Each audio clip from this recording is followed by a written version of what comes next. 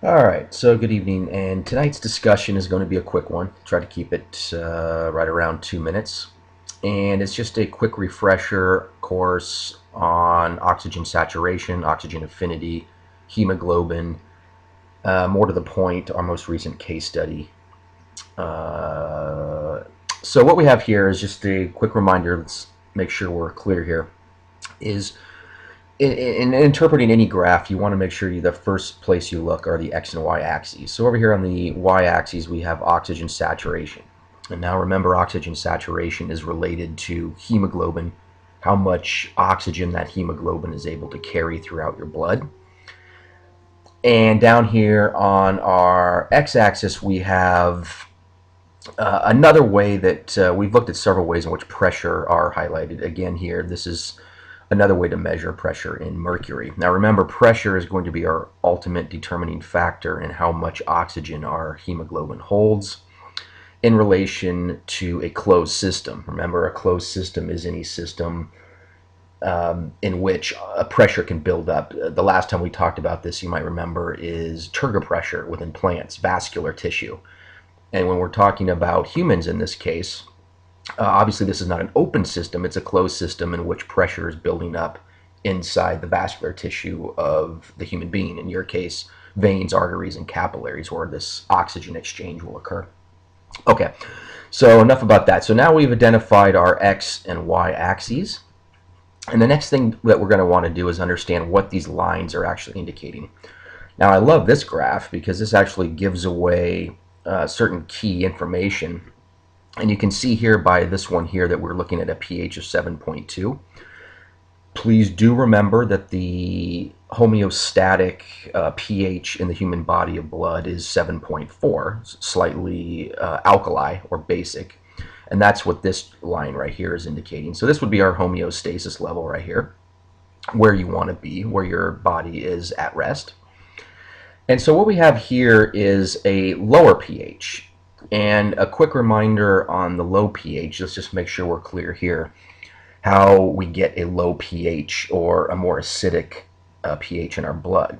And you might remember from the case study, really the point there was the case study was about marathons. And when we're exercising aerobically, what's happening inside your body is a cellular respiration. So you're needing energy as you exercise. And so as you exercise, cellular respiration is taking place. And what's happening in your blood, or more to the point in the cells of your blood, is CO2 buildup. CO2, the last time we talked about CO2 was during, you might remember, acid rain. So let's relate it to acid rain. Acid rain, of course, is CO2 buildup in the atmosphere. When it rains, water and CO2 combine to form what we refer to as carbonic acid. Carbonic acid, of course, a type of acid, and the more strong the acid, the lower on the pH scale it will be. So you see here that the buildup of CO2 in your blood is lowering the pH relatively to a 7.2 pH, below what the homeostatic level would be. Now, what your body's going to do, and this is really the key concept, excuse me, that I would like to get out of this discussion here, as we're now well over our 2-minute limit. But what I want you to understand is, how does the body actually return back to homeostasis? And in our discussion, in our case study, the return to homeostasis was due to the oxygen affinity. So you have over here on our y-axis basically telling you the percentage of how much oxygen is being carried in the hemoglobin.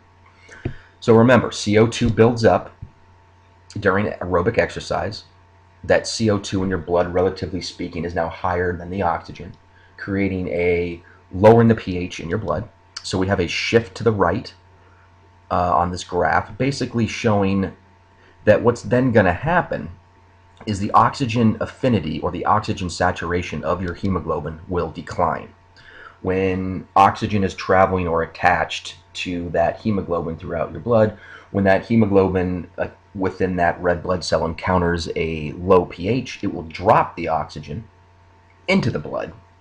And when you drop the oxygen into the blood, what's going to happen is you're going to get a red color here. What's going to happen is, when this goes down, as you can see here, you're going to get a shift to the right and down. And basically all that is saying is that the hemoglobin will drop oxygen, less affinity, less saturation, and thus as this declines, your graph obviously would have to shift down this way. And that is why the line is down there. Now in your body, of course, what's going to happen is as that oxygen is released by the hemoglobin and enters your blood, dissolves in your blood, what you're going to get then is less CO2 in relation to the oxygen. The oxygen builds up, and proportionately what you will get is then what you're seeing here, the shift would then become, as more and more oxygen is dropped from the hemoglobin, you're going to get a shift to the left. And what's going to happen is as that acidity decreases, the oxygen will begin being hung on to by the hemoglobin. So you're going to get an increase in saturation, or as we referred to, oxygen affinity. It becomes more, it likes the oxygen more, it'll hang on to it. And so what you get is a shift to the left. Now you can see here that the shift to the left overshot our homeostatic levels, reaching a pH of 7.6, too basic. So what you'll get there is then a drop in the oxygen, and what's going to happen is it's going to shift back. So this is a constant process within your body. Just like we've talked about every homeostatic environment, it's constantly on the move.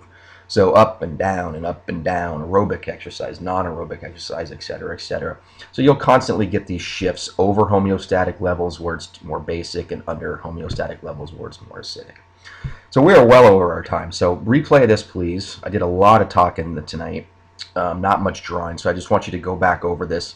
Key concepts again. Understand what's going on here on our y-axis and why these graphs are shifting left to right in relation to oxygen affinity or saturation. Understand, please, these pHs. Let me get a change in color here to help us out. Understand what's going on with these pHs here. Finally, understand what's going on the x-axis in relation to this pressure buildup, because it's a closed system. And I believe that is it. So thanks for your time. You guys have a wonderful evening, and we'll talk to you again tomorrow.